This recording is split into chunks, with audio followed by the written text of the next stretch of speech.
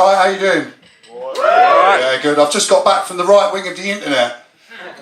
Fucking hell.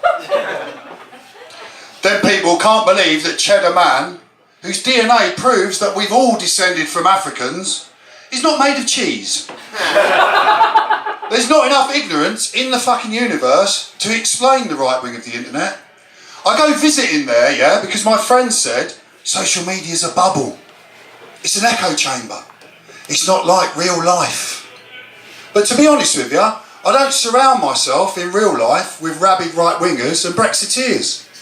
Unless I have to go to a family wedding. Talking to Tory pensioners, terrible Theresa, the thrift shop Thatcher, has been over to Beijing.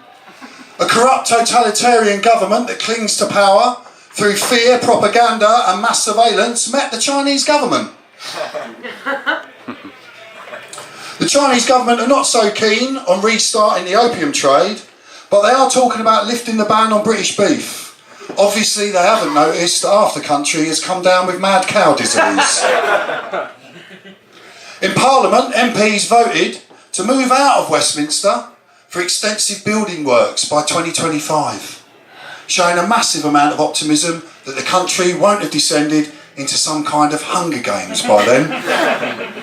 Andrea Leadsom, a sort of Tory Miss Marple, said that desperate works were needed to improve fire safety in Westminster to protect MPs, which must come as a massive comfort to the thousands of poor people up and down the country that are living in what are the equivalent of high-rise wicker men. There have been over 20 fires reported in Westminster, mainly caused by Tories burning Brexit reports. Of course, a great deal of the huge budget for the refurbishment is going to be spent bringing Jacob Rees-Mogg into the 21st century. Jacob Rees-Mogg, eh? He looks like Postman Pat shagged Where's Wally.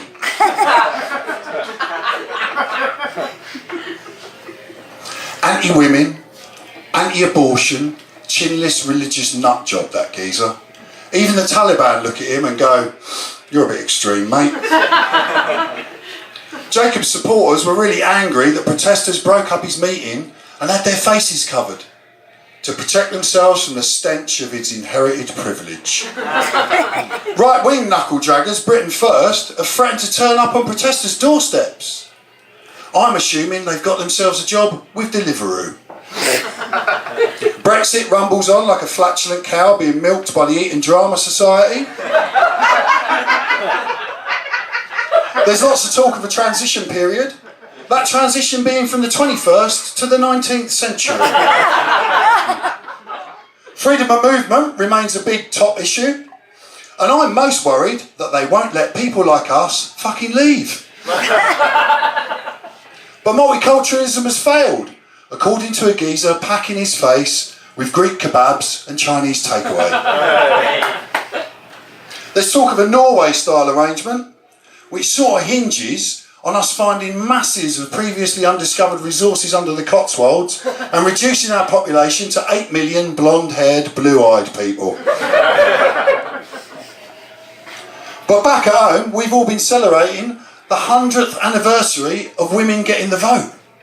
Of course, those women only being over 30 and rich. Amber Rudd, a sort of right-wing Mrs. Potato Head, said that pardoning suffragettes was complicated, which is less like a pardon and more like a Facebook status update. But coincidentally, the BBC broadcast an episode of QI with an almost all-female panel because it was cheaper.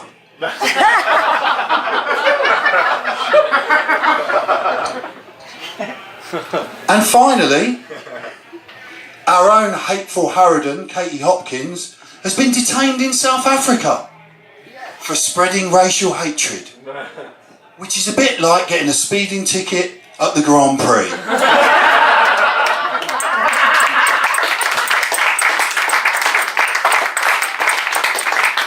Poor old Katie has had a tough time though.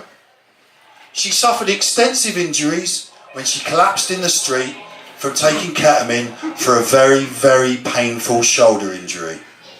So there's good news.